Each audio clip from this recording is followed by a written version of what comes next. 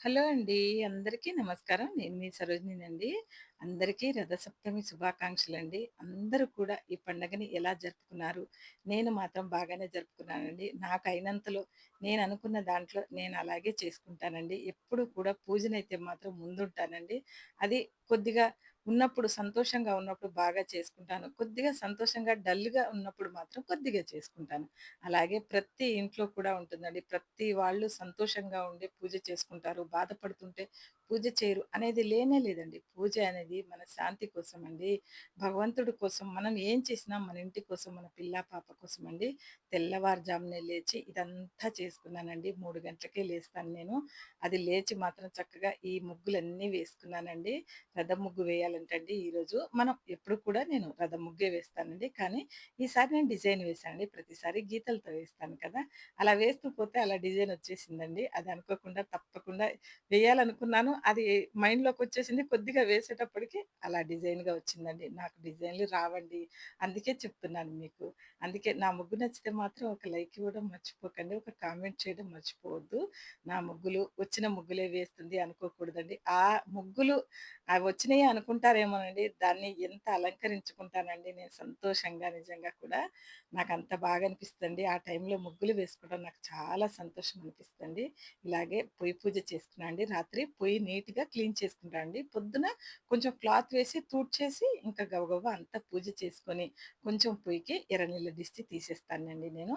తీసేసి ఆ నీళ్లు మాత్రం మన సింక్‌లో పారేసుకోవచ్చండి. ఏమీ కాదు. పొయ్యికి దిష్టి తీస్తే బయట పారేయాల అవసరం లేదండి. సింక్‌లో పోసేసి నీళ్లు పోసేయండి. పర్వాలేదు. కిందకి పోవాలని ఏమీ పర్వాలేదు. బయట ఇంటికి తీసినప్పుడే మాత్రమే బయట ఎక్కడన్నా తొక్కిడి కాకుండా బయట కింద పోసేయండి మీరు పైనున్నట్టయితే. అలా పోయండి. కానీ ఈ పొయ్యికి తీసిన దిష్టి మాత్రం నేను ఇక్కడే వేసేస్తానండి. ఏమీ పర్వాలేదు. అలా నేను నైవేద్యం ఏదన్నా దేవుడికి చేసేటప్పుడే అలా చేస్తానండి. ఇలా చూడండి చక్కగా చెరుకు గడతో కలిపానండి. ఎప్పుడు కలపలేదండి అలాగా. అందుకే చెప్తున్నాను. ఎప్పుడు గంటె పెట్టే కలిపేదాన్నండి. ఈసారి మా వారు చెరుకు గడ తెచ్చిచ్చారండి. దీంతో కలపమ్మా అందరూ చెప్తున్నారు కదా పెద్దవాళ్ళండి. మా వారు కూడా ఏదన్నా ఛానెల్ చూస్తూనే ఉంటారు కదా! అయ్యో! ఇలా చెయ్యమ్మా అంటాడండి. ఎందుకంటే ఎటువంటి పూజ చేస్తానన్నా వద్దనరండి. ఎందుకంటే నాకు సపోర్ట్‌గా ఉంటారండి నా ఫ్యామిలీ మొత్తం. నేను ఏ పూజ చేసినా నాకు ఇంట్రెస్ట్ అని వాళ్ళకి తెలుసండి. నా కడుపు నిండేది ఇక్కడేనండి. ఈ పూజ దగ్గరే నేను సంతోషంగా ఉంటానని వాళ్ళకి కూడా తెలుసండి. అందుకే అందరూ సపోర్ట్‌గా ఉండి నన్ను ఇందులోకి లాగారండి. ఈ సోషల్ మీడియాలోకి. నిజంగా చెప్తున్నా అండి. కొద్దిగా ఏదన్నా బాధున్నా కూడా వీడియో చేస్తుంటే ఏది గుర్తురాదండి. అప్పట్లో బాగా భయపడేదాన్నండి. వీడియో అంటేనే భయపడేదాన్నండి నేను.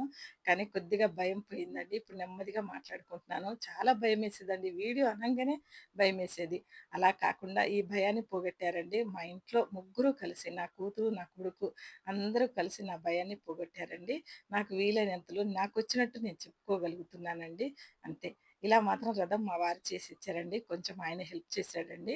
పొద్దున కొబ్బరికాయ పీచు తీసేయటం అది ఇది ఏదన్నా చిన్న పనుంటే ఏదైనా నిలబడి చేసిస్తాడండి. అలా చేసేసారు. మా బాబు లేచి ఇంక తర్వాత ఆయన కూడా నాకు అంతా వీడియో తీసిందంతా మా అబ్బాయేనండి. లోపల మాత్రం మా వారు తీశారు లేవకముందు. కానీ బయట మాత్రం మా అబ్బాయే తీశాడండి మొత్తం.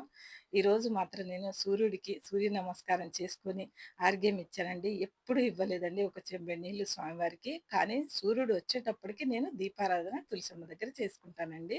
ఎప్పుడు కూడా అలా చేయలేదు డాబా ఎక్కి. ఎప్పుడూ ఇవ్వలేదు.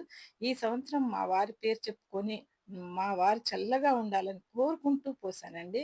అది తృప్తిగా ఎక్కడ ఉన్నా ఆ సూర్యభగవానుడు నేనేమన్నానో, నా మనసుతో నేనేం కోరుకున్నానో, మా వారిని ఆరోగ్యంగా ఉంచితే నాకంతే చాలండి.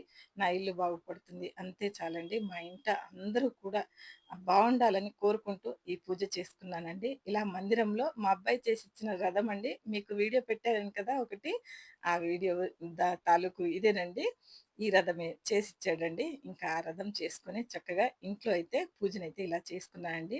నేను స్వామివారికి తులసి ఒక రూ. 100 తులసి తెప్పిచ్చానండి. తులసి నాకెక్కువ బాగా లోటుగా ఉంటదండి. కానీ మార్కెట్‌లో దొరికిందంటండి. ఒక రూ. 100కి తెప్పిస్తే చక్కగా తులసి మాత్రం ఎంత చక్కగా పెట్టానండి. స్వామివారికి నేను ఎరుపు దీపం పెడతానండి. సూర్య భగవానుడిని తలుచుకొని ఆ ఎరుపు దీపం పెడతానండి. అసలు తులసమ్మ దగ్గర పెడతానండి నేను. కానీ ఇంట్లో పెట్టానండి ఈసారి. టైం కుదరలేదండి పొద్దున చేయటానికి. అందుకనే ఈ నారాయణుడి దగ్గర పెట్టేశానండి. ఈ వెంకటేశ్వర స్వామి దగ్గర పెట్టానండి. తిరుమలలో ఎంత అందంగా తిరుగుతున్నారండి తిరువీధుల్లో స్వామివారు. ఎంత బావుంటదండి రథసప్తమికైతే చాలా పెద్దగా మంచిగా చేస్తారండి అక్కడ అలంకారం కూడా. స్వామివారు వీధుల్లో తిరుగుతూ ఉంటారు. నేనొక సంవత్సరం వెళ్ళానండి రథసప్తమికి. చాలా అందంగా ఉంటదండి. సంతోషం అనిపించింది. మళ్ళీ ఎప్పుడు దర్శనం దొరుకుతుందో స్వామివారిది తెలీదండి. ఆ స్వామివారికే తెలుసు. నా దీపం నచ్చుతుందో లేదో అండి. నా పిండి దీపారాధన అయితే మీకు నచ్చుతుందండి. నచ్చితే ఒక లైక్ ఇవ్వండి. ఒక కామెంట్ చేయండి. ఇలా పచ్చకర్పూరంతో మంచిగా నేను హారతిచ్చుకున్నానండి. 5 కొబ్బరికాయలు నేను దండం పెట్టుకున్నానండి స్వామివారికి. మొక్కుకున్నాను కొడతానని. అందుకే కొట్టానండి. స్వీట్ బాక్స్ మా వారు ఒక పావు కేజీ స్వీట్ తెచ్చారండి ముందు రోజు. స్వామివారి దగ్గర పెట్టేశాను. ఇలా నేను శివయ్యకి, స్వామివారికి అందరికి అభిషేకం చేసుకొని విగ్రహాలన్నిటికి అభిషేకం చేసి, రెడీ చేసి చక్కగా అమ్మవారిని కూడా కూర్చోపెట్టుకొని గజలక్ష్మీదేవిని అంతా ఇలా పూజనైతే నేను అనుకున్నట్టు చేసుకున్నానండి. బయట పరమాన్నం చేశాను కానీ లోపట పులిహోర చేశానండి. స్వామివారికి వడపప్పు, పానకం పెట్టానండి. దండం పెట్టుకున్నా అండి. శివయ్యకి పచ్చిపాలు కొన్ని పెట్టేసి ఇలా దండం పెట్టుకున్నానండి. నా ఇల్లు, వాకిలి, పిల్ల, పాప అందరూ నా మేలు కోరే వాళ్ళందరూ కూడా చల్లగా ఉండాలండి. ఈ భగవంతుడు అందరిని బాగా చూడాలండి.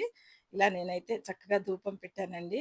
ఇలా నా చేపలు చూడండి కొంచెం సప్పుడు చేయంగానే వచ్చేస్తాయండి దగ్గరికి. వీడియో నచ్చితే మాత్రం లైక్ చేయండి, షేర్ చేయండి, కామెంట్ చేయండి. Thank you.